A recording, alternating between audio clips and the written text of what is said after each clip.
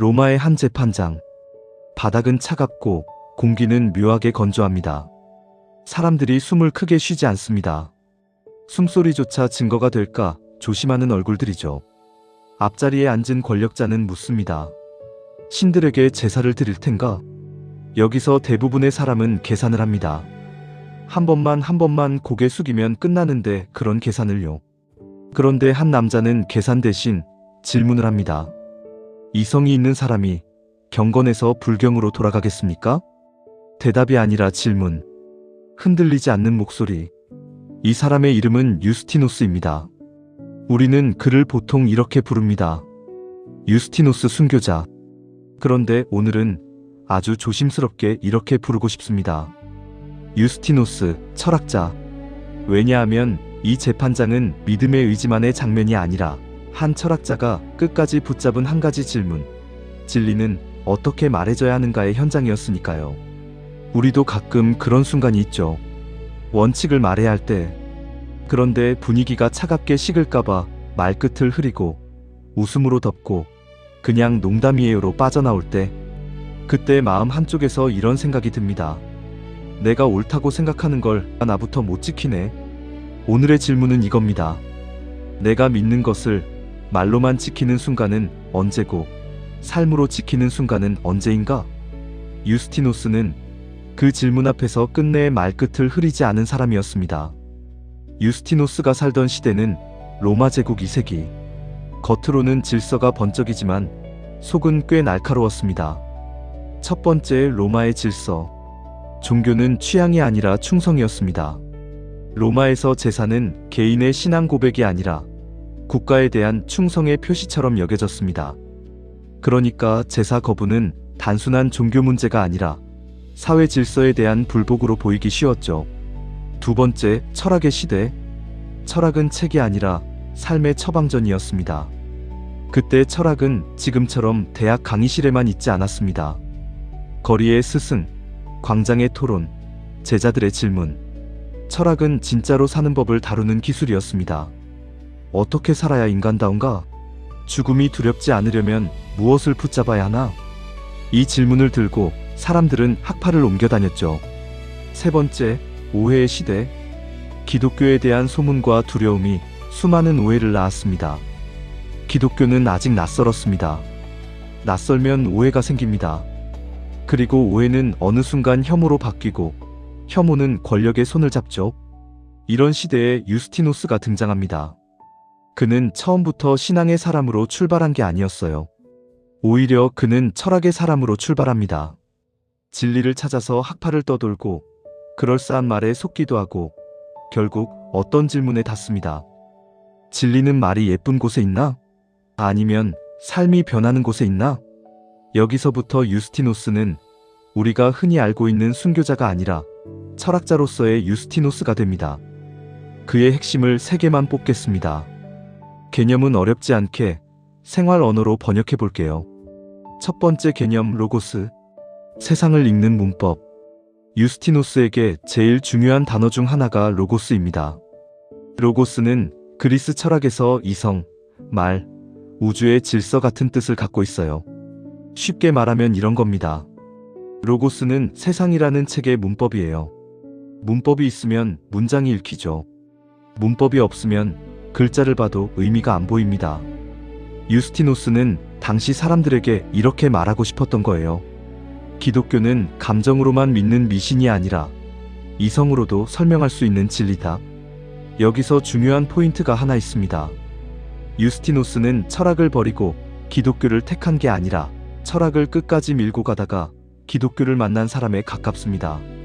그러니까 그는 믿음이 이성을 눌렀다가 아니라 이성이 진리를 향해 걸었다는 쪽에 가까운 사람이었죠.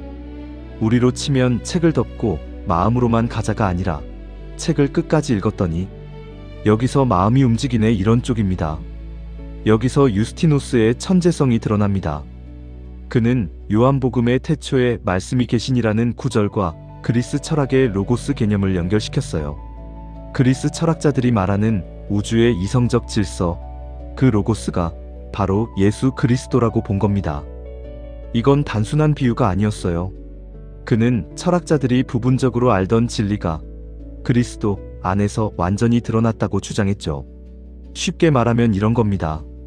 플라톤이 찾던 완전한 이데아, 스토아가 말하던 우주의 이성, 그 모든 것의 실체가 바로 예수라는 거예요. 이건 당시로서는 엄청난 지적 모험이었습니다. 철학과 신앙을 대립시키지 않고 철학이 신앙으로 완성된다고 본 거니까요. 두 번째 개념, 시안 로고스. 진리는 밖에도 흩어져 있다. 이건 더 흥미롭습니다. 유스티노스는 진리를 말하면서도 세상을 둘로 쪼개지 않으려 했습니다. 우리 편은 전부 진리, 너희는 전부 거짓 이런 방식이 아니라 세상 곳곳에 진리의 씨앗이 흩어져 있다고 봤어요. 그가 말한 게 이른바 시안 로고스입니다. 그러니까 그는 이렇게 말하는 셈이죠. 소크라테스가 말한 것, 스토아가 붙잡은 것, 그 안에도 진리의 씨앗이 있었다. 다만 씨앗은 씨앗일 뿐이다. 이 말은 굉장히 큰 태도를 요구합니다. 상대의 말에서 씨앗을 찾아보는 태도. 내가 싫어하는 사람의 말에서도 그래, 저 말 안에는 뭔가 건질 게 있다 이렇게 보는 태도요. 우리는 요즘 반대로 살죠. 상대 말에서 씨앗을 찾는 게 아니라 상대 말에서 트집을 찾습니다. 씨앗을 찾는 사람은 대화를 만들고 트집을 찾는 사람은 전쟁을 만들어요. 유스티노스는 대화를 만들고 싶었습니다. 유스티노스의 시안 로고스 개념은 오늘날에도 깊이 생각해 볼 만합니다. 그는 이렇게 말했어요. 로고스와 함께 살았던 사람들은 모두 기독교인이었다. 그러니까 예수가 태어나기 전에 살았던 소크라테스, 헤라클레이토스, 아브라함 같은 사람들도 로고스의 씨앗을 따라 살았기 때문에 일종의 기독교인이었다는 거죠. 이게 왜 중요할까요? 당시 로마인들은 기독교를 새로운 종교, 전통 없는 미신이라고 비난했거든요. 하지만 유스티노스는 반박합니다. 기독교는 새로운 게 아니라 인류가 오랫동안 부분적으로 알고 있던 진리가 완전히 드러난 것일 뿐이다. 이건 방어이면서 동시에 공격이었어요. 로마의 위대한 철학자들도 사실은 로고스를 따랐다고 말함으로써 기독교가 오히려 더 오래되고 보편적인 진리라고 주장한 거니까요. 세 번째 개념, 변증. 말로 이기는 게 아니라 이해를 요구하는 것. 변증이라고 하면 어려워 보이는데 아주 간단합니다. 오해를 풀고 이해를 요청하는 글쓰기. 유스티노스는 변증서를 씁니다. 황제와 권력자들에게, 그리고 사회를 향해 말하죠. 우리를 싫어해도 좋다. 하지만 싫어하려면 먼저 제대로 알아야 한다. 이게 철학자의 태도입니다. 철학은 상대를 처형하는 기술이 아니라 상대를 설명하는 기술이니까요. 여기서 유스티노스의 진지함이 드러납니다. 그는 말합니다. 우리의 신앙은 도망치는 비밀 결사가 아니다. 공개적으로 말할 수 있다. 논리로 말할 수 있다. 이건 단지 종교 변호가 아니라 이성이 살아있는 사회에 대한 요구입니다. 판결하기 전에 이해해달라. 이 말은 시대가 바뀌어도 여전히 필요한 말이죠. 유스티노스의 변증 방식에는 중요한 전략이 숨어 있습니다. 그는 기독교를 변호하면서도 로마 제국의 법적 원칙을 끊임없이 상기시켰어요. 이름만으로 처벌하지 말고 실제 범죄를 입증하라. 소문이 아니라 증거로 판단하라. 고문으로 얻은 자백이 아니라 공정한 신문을 하라. 이건 단순히 기독교를 옹호하는 게 아니었습니다. 그는 로마 제국 스스로가 표방하는 법치와 이성의 원칙을 지키라고 요구한 거예요. 여기서 역설이 생깁니다. 기독교인을 박해하는 로마가 정작 자신들의 원칙을 위반하고 있다는 거죠. 유스티노스는 이렇게 묻습니다. 정의를 사랑한다면서 왜 조사도 없이 판결하십니까? 진리를 존중한다면서 왜 오해를 그대로 두십니까? 이 질문들은 권력자들에게는 칼날이었고 후대 기독교인들에게는 지혜의 본보기가 되었습니다. 자, 여기서 반전입니다. 우리는 유스티노스를 이렇게 기억합니다. 끝까지 믿음을 지킨 순교자. 맞습니다. 하지만 그 프레임만으로 보면 중요한 게 하나 빠집니다. 유스티노스는 믿음의 순교자이기 이전에 진리를 찾는 철학자였습니다. 그리고 그의 싸움은 믿음 대 이성이 아니라 오해로 재단하는 사회 대 이해로 판단하는 사회의 싸움에 가까웠습니다. 흔한 오해는 이렇습니다. 그는 철학을 버리고 신앙으로 도망갔다. 하지만 실제에 더 가까운 모습은 이겁니다. 그는 철학의 언어를 가지고 신앙을 공론장에 세웠다. 철학을 무릎 꿇린 게 아니라 철학을 대화의 의자에 앉힌 겁니다. 그리고 기독교를 감정의 방에 가둔 게 아니라 기독교를 이성의 광장으로 끌어낸 겁니다. 여기서 우리가 가장 많이 착각하는 지점, 한 문장으로 정리할게요. 유스티노스를 이성이 패배한 이야기로 들으면 그가 평생 붙잡은 핵심이 반쯤 사라집니다. 그는 이성이 무너지는 걸 원하지 않았어요. 오히려 이성이 살아서 서로를 이해하길 원했습니다. 여기서 오늘의 우리에게 연결해 볼게요. 딱 두 가지. 첫째, 댓글 전쟁의 시대. 우리는 지금 의견이 다르면 바로 심판부터 하죠. 유스티노스식으로 말하면 당신은 틀렸어를 말하기 전에 먼저 해야 할 말이 있습니다. 당신 말에서 내가 동의할 수 있는 씨앗이 뭐지? 그 한 문장을 찾는 사람이 대화를 바꿉니다. 둘째, 원칙을 말하면 분위기가 깨지는 관계들. 가정에서도 직장에서도 원칙을 말하는 순간이 있어요.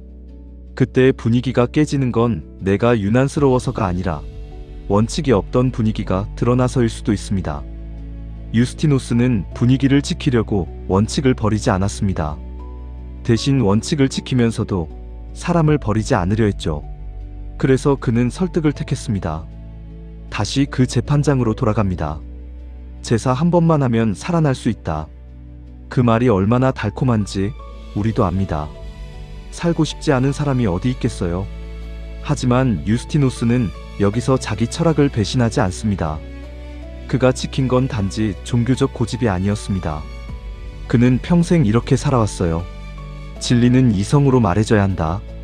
오해 속에서 사람을 죽이지 말고 이해 속에서 판단해야 한다. 말이 삶을 따라오게 해야 한다. 그렇다면 이 자리에서 물러서면 그는 자기 삶 전체를 부정하게 됩니다. 그래서 그는 무너지지 않습니다. 그의 마지막은 비극이기도 하지만 동시에 철학의 가장 단단한 형태이기도 합니다. 철학이 책 속 문장이 아니라 삶의 태도가 되는 순간. 오늘 이야기를 세 줄로 정리해 볼게요. 진리는 말로 이기는 게 아니라 삶으로 자랍니다.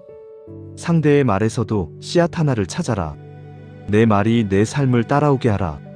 그리고 오늘의 한 가지 실험. 씨앗 찾기 실험.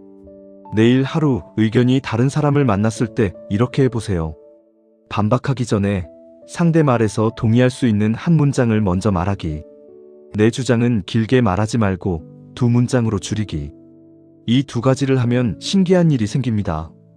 대화가 승부가 아니라 이해 쪽으로 조금 움직여요.